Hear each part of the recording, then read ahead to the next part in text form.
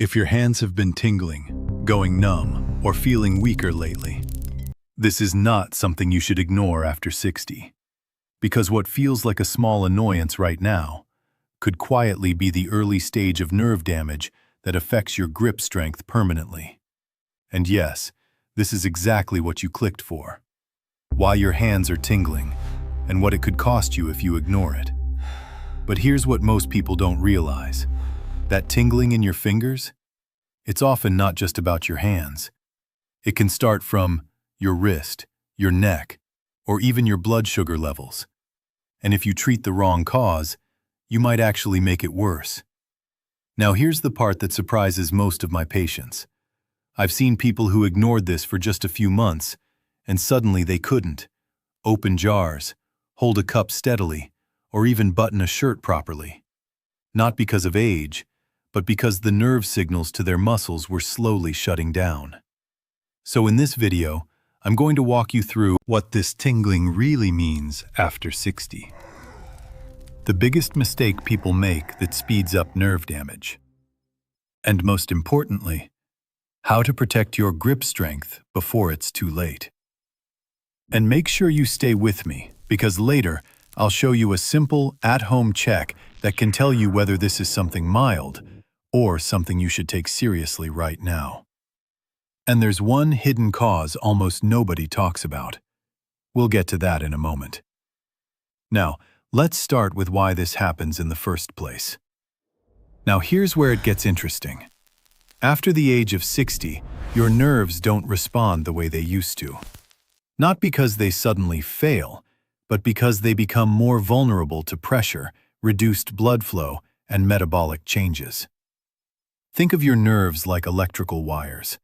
When you were younger, those wires were well insulated, signals moved fast, and even if there was a little pressure, things still worked fine. But as you age, the insulation around those nerves can thin. Blood supply becomes less efficient, and small compressions start to matter a lot more. So even a minor issue, something you wouldn't have noticed years ago, can now show up as tingling numbness or weakness in your hands. And this is exactly where most people make their first mistake. They assume it's just aging. But here's what most people don't realize. Aging itself doesn't cause nerve damage. It simply makes it easier for underlying problems to show up. And those problems are often very specific and very fixable if you catch them early. Now let me be very clear here. Not all tingling is the same. Some cases are caused by pressure on a nerve in the wrist, like carpal tunnel. Others come from the neck, and some are linked to conditions like diabetes affecting the nerves over time. And treating them all the same way? That's where things go wrong. Because if you stretch when you should rest, or ignore it when you should act, you may slowly lose the strength in your hands without realizing it. Now, before I show you the exact causes and what to do, let me tell you about someone I saw recently, because this is where it becomes very real. And what happened to her is exactly what we want to prevent. Let me tell you about Margaret. She was 68, active, independent, the kind of person who handled everything on her own. Cooking, driving, even light gardening every morning. But she came in with a complaint that sounded very familiar. "Doctor, my fingers feel a little tingly, especially at night. But it's probably nothing, right?" At that point, it was mild. Just a little numbness in the fingertips. No real pain. No major weakness. So, like most people, she ignored it. It'll go away. But here's what happened next. Over the next few months, that tingling slowly changed. First, she noticed she was dropping small objects. Then jars became harder to open. Then one day, she couldn't hold a mug properly without feeling like it might slip. That's when it scared her, because it wasn't just tingling anymore. It was loss of control. And here's the critical part. When we checked her, the issue wasn't just in her hand. It was a combination of nerve compression at the wrist and early nerve damage that had been building quietly. And because it wasn't addressed early, the nerves had already started losing function. Now the good news? We were able to stop it from getting worse. But the strength she had already lost, that took much longer to recover. And in some cases like this, it doesn't fully come back. Now here's why I'm telling you this. Because Margaret's story is not rare. In fact, it's one of the most common patterns I see. Mild tingling, ignored. Gradual weakness, unnoticed. Loss of grip, suddenly obvious. And by that point, you're no longer preventing the problem. You're trying to manage the damage. But here's the part that most people miss. There are usually early warning signs your body gives you, long before things get serious. And if you catch those signs early, you can often protect your grip strength completely. So now, let's break this down. What are the most common causes behind this? And more importantly, which one could be affecting you right now? Now, let's break this down clearly. Because hand tingling after 60 usually doesn't come from just one cause. It's often a mix of things, and if you miss the real one, you treat it wrong. And this is exactly where most people make mistakes. Mistake number 1, ignoring wrist nerve compression, carpal tunnel. This is the most common one. The nerve that controls your thumb, index, and middle finger passes through a narrow space in your wrist. Over time, that space can tighten. When it does, the nerve gets squeezed. That's when you feel tingling at night, numbness in fingers or your hand falling asleep. But here's what most people miss. They shake their hands, it feels better, and they think the problem is gone. It's not. That's temporary relief, not a fix. Emotional consequence. If this continues, that nerve starts losing its ability to send signals, which means weaker grip dropping objects, loss of fine control. Mini solution. Early on, simple changes like wrist positioning at night or reducing pressure can make a huge difference. But here's where it gets more serious. Not all tingling comes from the wrist. Mistake number 2, missing a neck-related nerve issue. Now here's where things get interesting. Sometimes the problem isn't in your hand at all. It starts in your neck. The nerves that travel down your arm begin in your cervical spine. If there's compression there, the signal gets disrupted before it even reaches your hand. That's when you may notice tingling going down the arm, weakness in grip, or discomfort in the shoulder or neck. But here's the surprising part. People often treat their hand when the real problem is higher up. Emotional consequence. If this goes untreated, the weakness can slowly spread. Not just grip, but overall arm strength. Mini solution. Pay attention to patterns. Does turning your neck change the symptoms? Does posture make it worse? That's a big clue. Mistake number 3. Overlooking blood sugar-related nerve damage. This one is quieter, but more dangerous long-term. High blood sugar, especially in diabetes or prediabetes, can slowly damage the small nerves over time. This is called peripheral neuropathy, and it often starts subtly. Mild tingling, burning sensation, reduced sensitivity. But here's what most people don't realize. By the time symptoms appear, nerve damage may already be underway. Emotional consequence. If ignored, this can lead to loss of sensation, balance problems, higher risk of falls. Mini solution. Regular monitoring of blood sugar and early control can slow or even prevent progression. Mistake number 4. Taking the wrong supplements, or too much. This one surprises a lot of people. Some vitamins help nerves, but too much of certain ones can actually harm them. Especially vitamin B6 in high doses.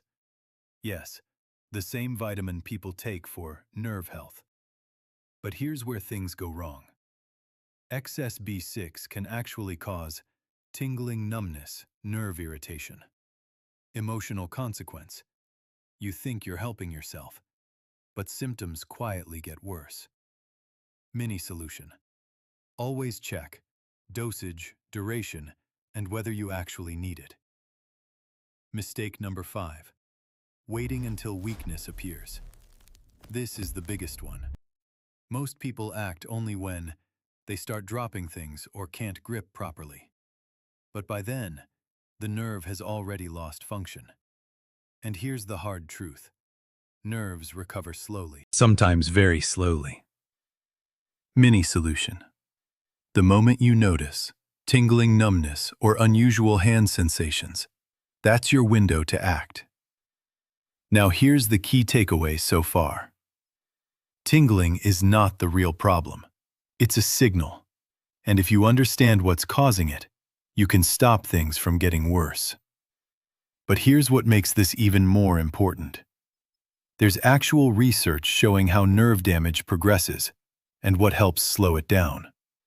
And when you understand that, you start looking at this very differently. Let's look at what the science actually tells us. Now let's ground this in what research actually shows. Because this isn't just theory or experience. There's strong medical evidence behind how nerve damage develops and how it can be slowed. 1. What happens to nerves over time? Studies supported by organizations like the National Institutes of Health show that as we age, nerve fibers can gradually lose their ability to transmit signals efficiently. But here's the important part. That process speeds up dramatically when there's compression, like in the wrist or neck, poor circulation, or high blood sugar. So it's not just aging. It's aging plus stress on the nerves. 2. Blood sugar and nerve damage. According to research published in journals like the Journal of the American Medical Association, persistently elevated blood sugar can damage the tiny blood vessels that feed your nerves, which means less oxygen, less nutrients, slower repair. Over time, the nerves begin to malfunction. That's why many people with early diabetes notice tingling in fingers, reduced sensation, or burning feelings. And here's the key insight. This damage often starts years before diagnosis. 3. Nerve compression and signal disruption. Research highlighted by institutions like the Mayo Clinic explains that when a nerve is compressed, even slightly, it disrupts the electrical signal traveling through it. Think of it like bending a cable. The signal doesn't stop instantly. It becomes distorted. That's when you feel pins and needles, numbness, weakness. And if that pressure continues, the nerve can start losing function. 4. Can nerves recover? This is where things become hopeful, but also realistic. Studies referenced by the National Institute of Neurological Disorders and Stroke show that nerves can regenerate, but slowly, very slowly. We're talking millimeters per day in ideal conditions, which means recovery takes weeks, sometimes months. And here's the part most people don't realize. Recovery depends heavily on how early you act. So what does all this mean for you? Let's simplify it. Tingling equals early warning signal. Ongoing pressure or damage equals worsening signal. Delay in action equals slower or incomplete recovery. And this is exactly why catching it early matters so much. Because once weakness sets in, you're no longer preventing damage. You're trying to rebuild what's already been lost. But here's the good news. There are simple, practical things you can start doing right now that help protect your nerves and your grip strength. And they don't require anything complicated. Let's walk through that step by step. All right, this is the part that really matters. Because now you understand what causes the tingling and why it can lead to weakness. Now let's talk about what you can actually do, starting today, to protect your grip strength. Step 1. Identify where the problem is coming from. Before doing anything else, you need a simple check. Ask yourself, does it happen mostly at night? Likely wrist compression. Does it travel down your arm? Could be from the neck. Is it in both hands with burning or numbness? Think blood sugar, nerve health. But here's the key. You don't need a perfect diagnosis right now. You just need a direction. Step 2. Reduce pressure on your nerves. Immediate fix. If it's wrist-related, try this tonight. Keep your wrist in a neutral position while sleeping. Avoid bending it under your pillow. You can even loosely wrap a towel around your wrist to keep it straight. Why this matters? When your wrist bends for hours, that pressure builds silently. And relieving that pressure, even slightly, can reduce symptoms within days. Step 3. Gentle, nerve-friendly movement, not aggressive stretching. This is where many people go wrong. They overstretch, thinking more is better. But here's what your nerves actually need. Slow, controlled movements, not force, not pain. Simple example. Open and close your hands slowly. Spread your fingers gently. Rotate your wrist in small circles. Just 2 to 3 minutes, a few times a day. This helps keep the nerve pathways active without irritating them. Step 4. Check your vitamin B12, often overlooked. This is a big one. Low vitamin B12 is very common after 60, especially if you take metformin or acid-reducing medications, and B12 is critical for nerve health. What to do? Ask your doctor to check your levels. Don't guess, test. Because correcting this early can make a real difference. Step 5. Watch your blood sugar, even if you're not diabetic. Here's something most people don't realize. You can have nerve effects from blood sugar even before diabetes is diagnosed. So, reduce excess sugar. Avoid constant snacking. Keep meals balanced. You don't need extremes, just consistency. Step 6. Do a quick grip awareness check. This takes 10 seconds. Pick up something small, like a mug or bottle. Ask yourself, does it feel stable? Do your fingers feel confident, or slightly weak or unsure? This is important, because subtle changes here are often the earliest sign of decline. Step 7. Know when to seek help. Don't wait if you notice Increasing weakness, dropping objects frequently, numbness that doesn't improve symptoms, spreading. That's your signal to act sooner. You don't need complicated treatments.